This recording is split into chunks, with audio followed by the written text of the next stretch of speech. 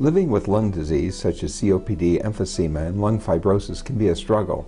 However, you can live an enjoyable life filled with quality by following a simple daily routine that includes good self-care.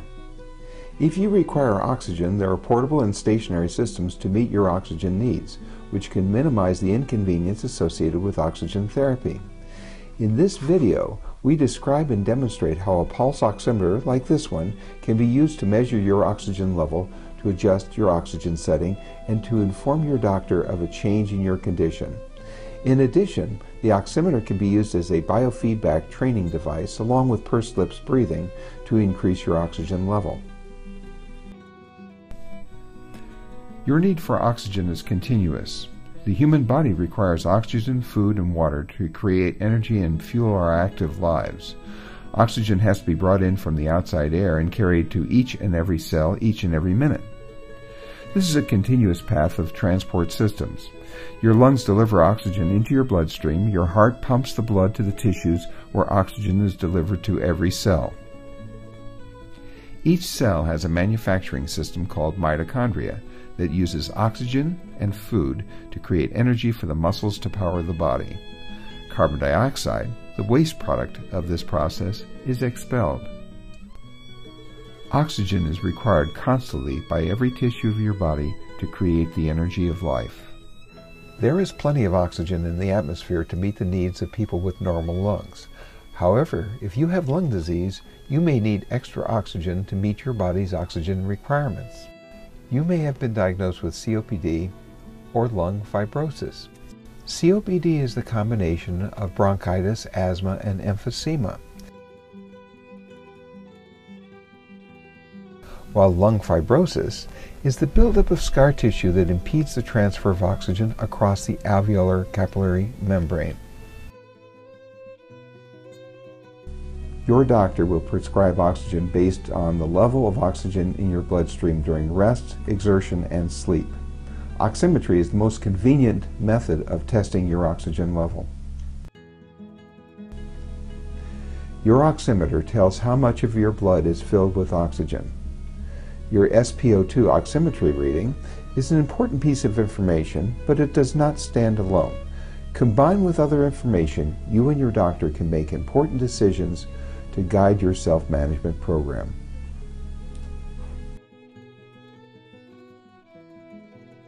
The diaphragm pulls down and the chest muscles pull out to lengthen and widen the chest to make room for air to enter the lungs. Oxygen in the air reaches the expanding alveoli, or air sacs, where a network of tiny blood vessels called capillaries receives the oxygen as it diffuses across the alveolar capillary membrane. At the same time, carbon dioxide, which is produced in the body's cells and carried on the hemoglobin molecule of the red blood cell, detaches and diffuses across the alveolar capillary membrane to be exhaled to the atmosphere. Once in the blood, oxygen quickly attaches to the hemoglobin molecule of the red blood cell, turning it red. Freshly oxygenated blood is pumped by the heart through the major arteries towards the vital organs, muscles, and nether reaches, delivering oxygen to each and every cell. Once inside the cell, oxygen finds its way to the mitochondria, which uses the oxygen to create energy. Carbon dioxide, the end product of the body's metabolism, is carried by the bloodstream to the lungs, where it is exhaled to the atmosphere, thus completing one of millions of cycles that sustain life.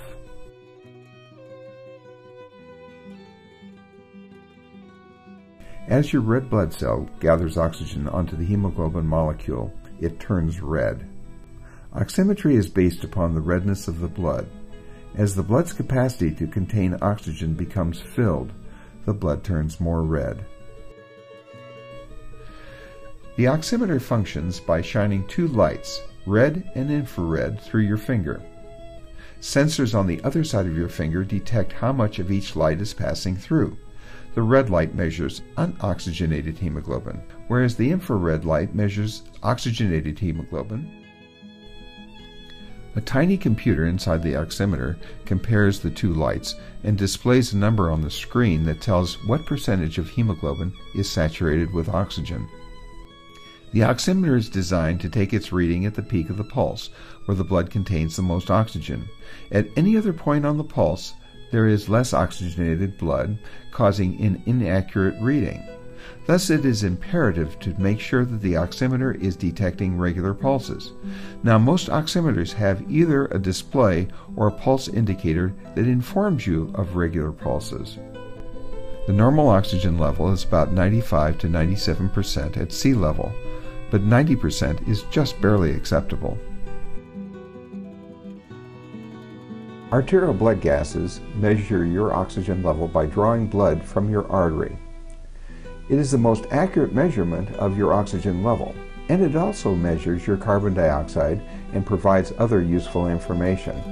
On the downside, it is invasive, it involves a needle stick, and it measures only a single point in time. Oximetry measures only oxygen, but it does so non-invasively and continuously. It is non-invasive, inexpensive, useful during exercise and sleep. Patients can use it at home or anywhere, and patients can use it to learn how to increase their oxygen level. Position the oximeter clip on your finger, keeping your finger steady. Wait for a strong and steady pulse and consistent SpO2, then take your reading. Avoid dark nail polish or artificial nails. Don't tighten your hand as it may cut off the circulation to your finger. Avoid excessive movement of your finger that might give a false reading. Here are some suggestions. If the pulse is weak, try running warm water over your hand to increase the blood flow or reposition the oximeter. During exercise, try to steady your finger before taking the reading. Relax your hand to maximize blood flow. An important point: there is a lag time for any change in your blood oxygen to reach your finger, so be sure to wait for 20 to 30 seconds before taking your final reading. If you have lung disease, daily exercise such as walking is an important part of maintaining your health. Exercise is essential to active living. Whether you exercise or simply move around, you raise your body's metabolism. Consequently, you require more oxygen when you are active. Your doctor will determine your oxygen need during exercise. Your oximeter will let you know if your oxygen level is adequate during exercise or activity. When you exercise, bodily movement may cause false oximetry readings. Therefore, try keeping your finger steady when taking the reading. Make sure that the oximeter is showing a strong and regular pulse. Exercising bodies require more oxygen. When you increase your activity, your oxygen level may drop. Therefore, your resting oxygen setting may be inadequate to meet your body's needs during exercise. That saturation drop may be the reason you had to stop exercising. In order to detect the lower oxygen level, keep reading the oximeter for about 30 seconds after you stop exercising. Your saturation may continue to drop. Report low oxygen readings to your doctor and get instructions on adjusting your oxygen setting during exercise. It is important that you are able to maintain adequate oxygen levels during exercise. Airplanes are pressurized to 5,000 to 8,000 feet and sometimes higher, not to sea level. This is equivalent to Denver's altitude or even higher. If you need oxygen on the ground, you will definitely need oxygen during air flight. Sometimes you don't require oxygen on the ground, but do need oxygen during air flight. Your doctor will make that determination. Make sure that you plan your travel at least 2 to 3 weeks ahead of time, and inform the airline that you will be requiring oxygen. Each airline has its own set of procedures for oxygen. You can buy oxygen from the airline. However, it is better to rent a portable oxygen concentrator from your oxygen supplier. Your doctor will write an oxygen prescription, a copy of which will go to the airline, and another copy will go to your oxygen company. On the flight, your oximeter will tell you if your oxygen setting is adequate.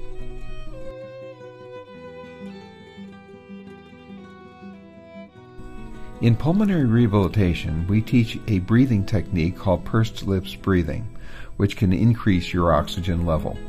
Breathe in through your nose and exhale slowly through your mouth. while pursing your lips. Think of it this way. Smell the roses and gently blow the candle, causing the flame to flicker, in through your nose and out through pursed lips. If you use your oximeter as a guide while doing pursed lips breathing, you can learn to raise your oxygen level by as much as 3 to 4 points.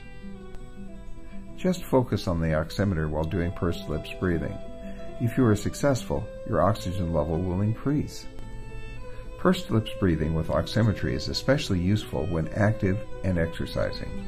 It is important to remember that it takes time for the blood to travel from your lungs to your finger oximeter, so wait for about 20 seconds to determine if there is a change in your oximetry reading.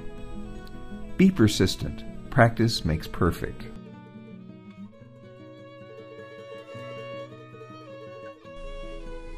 Control over your lung disease is determined by how you manage at home. Taking your medication and oxygen properly, keeping your airways clear, exercising, and monitoring for an infection or flare-up of your illness will all make a major difference on how your lung disease affects you. When there is any change in your condition, it is crucial that you call your doctor. Some doctors provide their patients with a rapid action plan to be initiated in case of signs or symptoms of infection. The signs are more shortness of breath, cough with sputum, and a change in your oximetry reading, and these may signal an infection, a flare-up, at which time you may need antibiotics, prednisone, and inhalers, as well as a change in your oxygen setting. This will be determined and prescribed by your doctor.